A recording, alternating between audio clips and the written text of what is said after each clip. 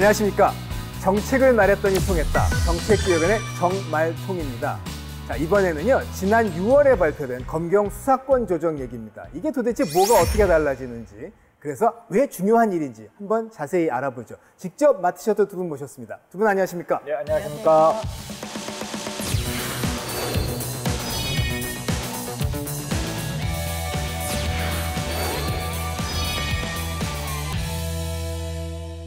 이 검경 수사권 조정, 합의문이라고 있고 다 자세한 내용이 나오지만 아주 쉽게 얘기를 해보죠. 이게 왜 중요한 일입니까?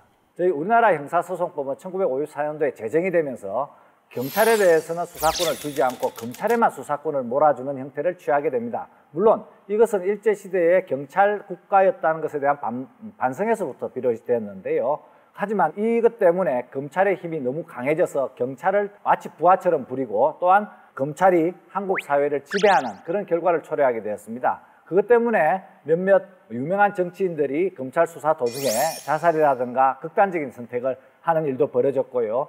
중요한 정경유착 사건, 권력형 비리 사건도 제대로 해결하지 못한 그런 문제점이 있었던 것이죠. 이 재정형사소송법에서 서로가 상명하복의 관계에 있었던 경찰과 검찰의 관계를 상호 협조 관계로 만들었다 하는 점에서 비정상적인 국가기관 사이의 문제를 정상화시켰다는 데 큰 의의가 있습니다.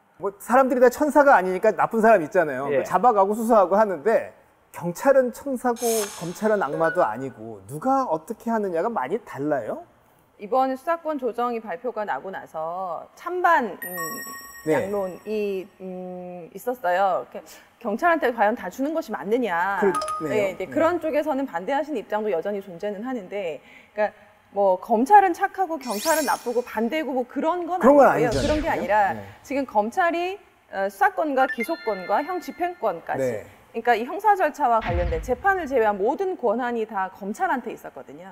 권한이 한 군데 집중이 되면 우리가 절대 권력은 절대 부패한다 이런 말도 있듯이 견제를 받지 않는 권력이 되었던 거죠. 그래서 그로 인해서 많은 폐해가 있었고, 그래서 그거를 나눠서 원래 수사를 담당하는 경찰한테 그 권한을 분배해준다, 분산해준다라는 차원인 거지, 검찰은 나쁘고 경찰은 착하고 그래서는 아닙니다. 검찰, 경찰, 또 나아가 수사하는 기관들이 좀 더 있잖아요. 예. 이 사이의 어떤 그 수사권 조정이라는 게 이번에 처음 있는 얘기는 아니죠. 이전부터 좀 있었던 건데 어떤 역사가 있었어요? 예, 이게 1954년도에 저희 형사소송법이 제정될 때 그 당시에 이미 미국이라든가 영국과 같은 선진제국의 시스템이 경찰이 수사를 하고 검찰이 기소를 담당하는 그렇게 서로 분리되어 있는 시스템이었던 것이죠. 그러나 당시 한국이 그만큼 이제 선진국의 대열에 들지 못했고, 그래서 이제 일단 일본의 시스템을 그대로 받아들이게 된 것이죠. 잠복해 있던 문제였습니다. 이것이 이제 쭉 군부 독재 시절에 그대로 유지되어 오다가 민주정부가 들어서면서 이러한 비정상을 좀 정상화시켜야 할 필요가 있다. 즉 다시 말하자면 경찰과 검찰 사이의 상명하복 관계를 상호 협조적인 관계로 만들면서 상호 평등한 관계로 만들고 또한 견제와 균형을 할 수 있는 걸로 만들어보자는 게 민주정부 들어서면서 이제 대통령 공약으로 나오게 되고 일부 추진이 되게 됩니다.